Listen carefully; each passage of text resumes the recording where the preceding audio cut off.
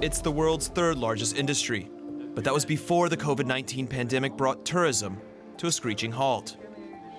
That's been especially hard for Europe, the world's #1 travel destination in years past. Tourism brought regular surpluses to European budgets. Border shutdowns and restrictions have shown just how many jobs are dependent on foreign visitors.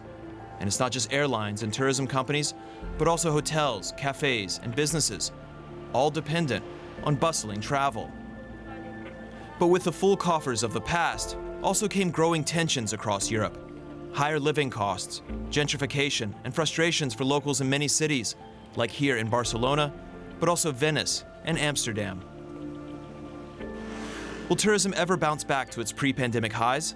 And could this extended off-season be an opportunity to rethink travel for the future? Hello and welcome to Deutsche Welle's COVID-19 special. I'm Stephen Beardsley in Berlin. It's good to have you with us. Tourism may be a double-edged sword for Europe, but the pandemic has reminded the continent just how important the sector is for its economy, and especially for jobs. Jan-Philipp Schultz brings us this report from Spain's Canary Islands. While the season is coming to an end in most of Europe, the real action is just beginning on the Spanish island of Fuerteventura. Italian Petra Oberlechner has lived here for 15 years. She runs a kitesurfing school. After months of coronavirus restrictions, she's now hoping for winter vacationers. The subtropical climate here is pleasant in the colder months, and it's nearly always windy. I hear there should arrive again a flight, and also we have a lot of reservations. I mean, not like for long term or more like asking for information how the situation is looking like. But no, there's a lot of people from all over Europe interested in coming here, and I hope it can be possible for everybody. Victor Cobello is far less optimistic. He runs a small country hotel in the interior of the island. The restaurant is doing reasonably well, but he says the hotel business has collapsed because for months people all over the world have been warned against travel to Spain. He has already had to let go several employees on his small team, and he sees few signs of improvement. Eran empleados buenos y que han cumplido, no eran malos trabajadores. Uno se quedó en la calle sin trabajo y sin paro. Se quedó sin nada. Yo creo que socialmente esto va a ir a peor. Si no quitamos la alarma del miedo, esto va a ir a peor. About 2/3 of all workers on Fuerteventura live from tourism. The crisis is hitting the African and South American migrant workers on the island particularly hard. Many lost their jobs from one day to the next and do not appear in any official statistics. Hundreds of migrants work without papers in the hotels and restaurants on the island, according to local aid organizations. Unlike other residents, they're not entitled to any government support, and for them, the absence of tourists is becoming more and more of an existential threat. The island government doesn't even try to put a gloss on things. It is now pinning all its hopes on a meeting of the EU tourism ministers at the end of the month. The government commissioner's hopes rest on travel corridors. His government's idea: on arrival and departure, the island could test all tourists for the coronavirus and existing quarantine regulations could be lifted. I hope in that meeting, 28th of September in Europe, they are able to say, okay, all European countries decide how to proceed to make those tests in the airports, on the ports. The government of the Canaries and also for Fuerteventura, we have the budget, we have the money to make it possible. They could start airport tests as early as tomorrow, the politician said. It would be expensive, but it would be worth it if planes finally landed on the island regularly again. So the view there from Spain's Canary Islands. Let's look at the broader woes facing global tourism. Now, the pain started in the first 3 months of the year as Asia locked down, and that led to a 22% pullback in the sector.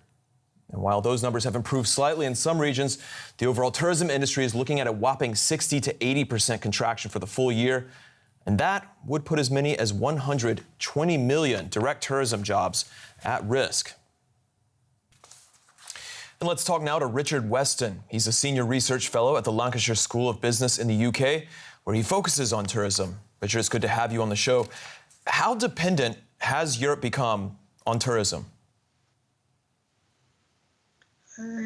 I think that probably as a region, Europe isn't more dependent than lots of other regions in the world, but there are parts of Europe itself, particularly Spain and Italy, Greece, which have become very dependent on tourism, perhaps. 15% of their GDP comes from just this one sector. That's staggering. What does that mean for jobs?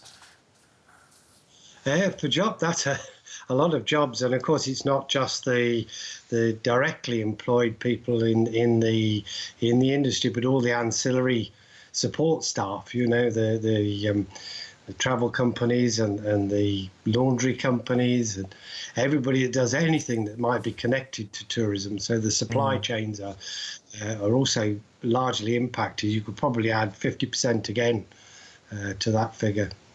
What is that? Well, let me ask first. At the same time, you have all these jobs, but then the old business model in some ways wasn't that great. A lot of these cities, Amsterdam, Venice, Barcelona, really chafing at the amount of tourists that were coming through their cities and what it had done culturally, what it had done to gentrification, things like that.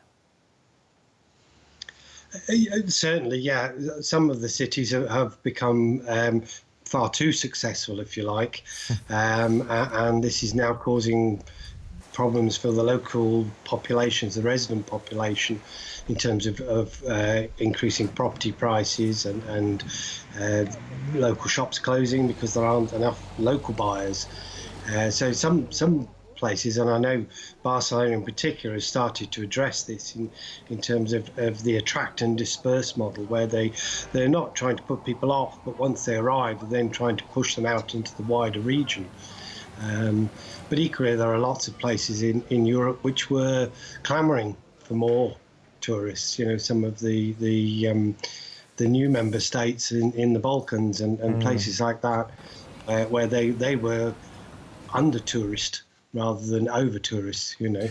Well, now it looks like everyone is under tourist. How long can we expect things to last as they are? How long will this industry be down? Right. How long is a piece of string? That's a very good question. I think certainly this year will be written off. We're already seeing a second spike, and so I think we're coming towards the end of the primary tourist season anyway. But I think we're seeing this second spike. We're likely to get more local lockdowns, more interruptions to travel. More borders closing, more quarantine periods. So all of these things will have a negative impact on tourism. I think the long-term impact is likely to be felt for many years, perhaps up to a decade. It just does depend on the progress of the virus and whether we have a vaccine. If we don't have a vaccine, an effective one, then that means that we will be looking forward to social distancing for the foreseeable future. And of course, that has an impact on the capacity of hotels and restaurants, cafes, beaches even. And so that's going to have a serious impact on certainly the mass market. So the places that were relying heavily on tourism. For those areas that attracted tourists, but they were more dispersed, then obviously it's less of an issue because there's that natural spacing going on between people. All right, Richard Weston joining us from the University of Lancashire. Thank you very much. My pleasure. And once again, it's time for your questions, answered by our science correspondent, Derek Williams. Do we need to stop taking medications for high blood pressure? Do they make COVID-19 worse? This is one of those questions that's been subjected to a lot of intense scrutiny over the months. Early on in this pandemic, there was a lot of worry among healthcare professionals that certain medications called ACE2 inhibitors, which are used to lower blood pressure, that they might actually make people more susceptible to COVID-19. That's because we think they might increase levels of what's called angiotensin converting enzyme 2, or ACE2, in your cell membranes. And we confirmed at an early stage that just like with other coronaviruses, the ACE2 receptor is kind of the doorknob that SARS-CoV-2 uses to open the door to your cells. So the theory was that having more ACE2 receptors would probably be a bad thing. However, stopping blood pressure medication suddenly can also have serious side effects. So the medical advice was keep taking your meds until we know more. Well, fast forward 6 months and we do know more. And guess what? It turns out the opposite could be true. A recent large-scale meta-analysis of 19 other studies conducted by British researchers shows that taking those hypertension medications doesn't put you at greater risk of a severe COVID-19 outcome.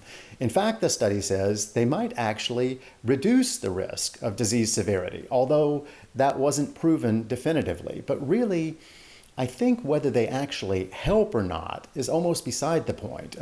Just knowing that we're now pretty sure ACE2 inhibitors really don't make COVID-19 worse will be a big load off the minds of the people who take them and the doctors who prescribe them as well. All right, our science correspondent Derek Williams there. And finally, here's a special flight for Australian travelers with nowhere in particular to go. Qantas is offering a 7-hour scenic flight called Great Southern Land around Australia on October 10th. It will allow passengers to catch a glimpse of popular attractions such as Uluru, the Great Barrier Reef, and Sydney Harbour. Tickets cost $570 US apiece and sold out in just a few minutes.